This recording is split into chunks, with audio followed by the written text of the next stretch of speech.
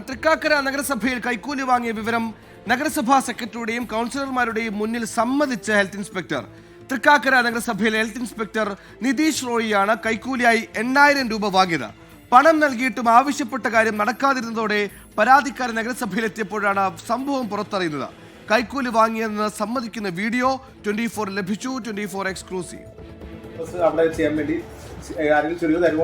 തൃക്കാക്കര നഗരസഭയിൽ റെസിഡൻഷ്യൽ കെട്ടിടത്തിന് commercial licence നൽകാമെന്ന് വാഗ്ദാനം നൽകിയാണ് നഗരസഭ ഹെൽത്ത് ഇൻസ്പെക്ടർ നിതീഷ് റോയ് 2 തവണയായി 8000 രൂപ കൈക്കൂലി വാങ്ങിയത്.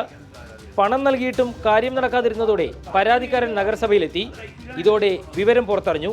പണം വാങ്ങിയ കാര്യം ഉദ്യോഗസ്ഥൻ തന്നെ സെക്രട്ടറിയുടെയും നഗരസഭാ കൗൺസിലർമാരുടെയും മുന്നിൽ വെച്ച് സമ്മതിച്ചു.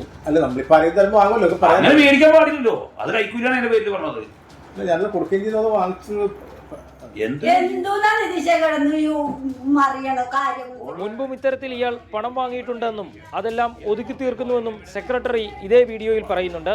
നിങ്ങളെ പല കേസിനകത്തും ഞങ്ങൾ വിട്ടിട്ടുണ്ട്. പല കേസിനകത്തും ഏതാണ്ട് നിങ്ങൾക്ക് അർഹതപ്പെട്ടതാണ് നിങ്ങൾ വാങ്ങിക്കണം എന്നുള്ള ഒരു ധാർഷ്ട്യം നിങ്ങൾ മനസ്സിലാക്കുള്ളൂ. ഇപ്പോൾ നിങ്ങൾ സംസാരിച്ചുകൊണ്ടിരിക്കുന്നതിനകത്ത് ധാർഷ്ട്യം. സർക്കാർ ജീവനക്കാരനായ ഒരു ഉദ്യോഗസ്ഥൻ കൈക്കൂലി വാങ്ങിയ വിവരമറിഞ്ഞാൽ അച്ചടക്ക നടപടിക്ക് ശുപാർശ ചെയ്യണമെന്ന ചട്ടമാണ് തൃക്കാക്കര നഗരസഭയിൽ ലംഘിക്കപ്പെട്ടത്.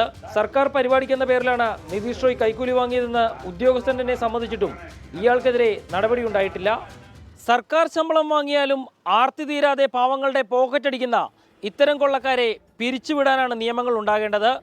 അല്ലെങ്കിൽ സസ്പെൻഷൻ കാലാവധി കഴിഞ്ഞ് വീണ്ടും സർവീസിൽ കയറി പാവങ്ങളുടെ പോക്കറ്റിന് നേരെ ഇത്തരക്കാരുടെ കൈകൾ നീളുക തന്നെ ചെയ്യും. എസ് ശ്യാംകുമാർ, 24, കൊച്ചി.